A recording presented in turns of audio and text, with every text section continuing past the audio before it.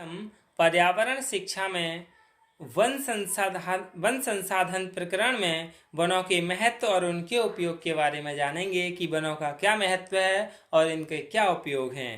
तो सबसे पहले हम वनों के महत्व के बारे में जान लें कि वनों का क्या महत्व है। विज्ञान ने पिछले कई 100 वर्षों में इतनी प्रगति कर ली है कि अब दैनिक उपयोग में आने वाली वस्तुओं या अनेक प्रकार के आवश्यक और सुख सुविधा के साधनों में वैकल्पिक पदार्थों का उपयोग कर लकड़ी के इस्तेमाल को कम कर दिया है। लेकिन फिर भी लकड़ी की खपत में कोई कमी नहीं है। प्रथम कारण क्या है? जिन वस्तुओं को लकड़ी से बनाने में पहले भी प्राथमिकता दी जाती थी वहां बहुत अंतर नहीं आया है। जैसे रेलवे में लकड़ी के स्लीपर, रेलवे कोच, कार्यालय के फर्नीचर, बड़े बड़े भवनों के दरवाजे, खेल का सामान, संगीत के उपकरण, ये सभी क्या हैं? प्रथम कारण हैं जिनमें कम नहीं किए गए। भारत में तो लकड़ी का बहुत अधिक उपयोग शवदाह के लिए होता है, उसमें भी संस्कृति के अनुरूप कोई परिवर्तन नहीं है। फिर जहां लकड़ी का उपयोग कम भी किया है, उस कमी को बढ़ती जनसंख्या के दबाव ने पूरा कर दिया है। वनों का प्रयोग केवल लकड़ी को ईंधन या कच्चे माल के रूप में प्रयोग करने तक सीमित नहीं है, बल्कि इसके अनेक पर्यावरणीय एवं भौगोलिक महत्व भी हैं। जैसे ये पानी और मिट्टी जैसे महत्वपूर्ण संसाधनों की सुरक्षा और संरक्षा करते हैं, भूमि क्षरण रोकते हैं, भूसतही जल को रोककर उन्हें स्वच्छ कर भूमिगत जल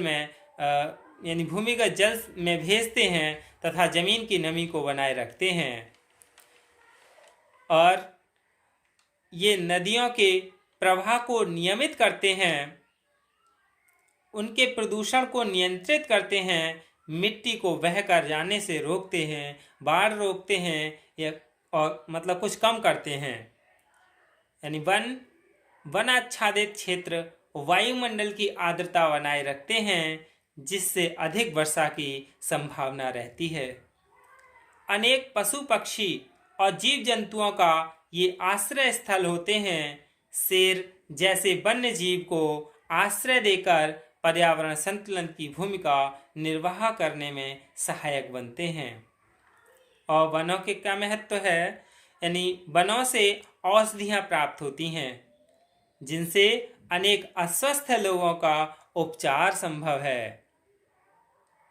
और कई प्रकार के कुटीर उद्योगों को कच्चा माल उपलब्ध कराते हैं, जैसे बेंत का फर्नीचर, खिलौने, ये सभी वनों का ही उपयोग किया जाता है।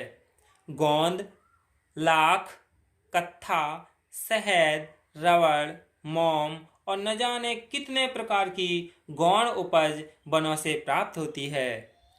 मनोरंजन स्थल के रूप में विकसित कर इन्हें आय का साधन बनाया जा सकता है।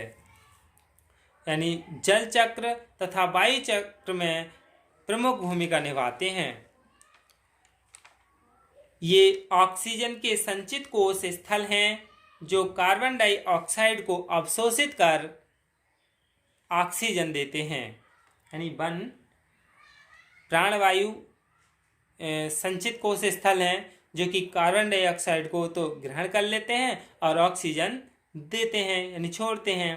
अप्रत्यक्ष रूप से विश्व तापन रोकने में इनकी महती भूमिका है।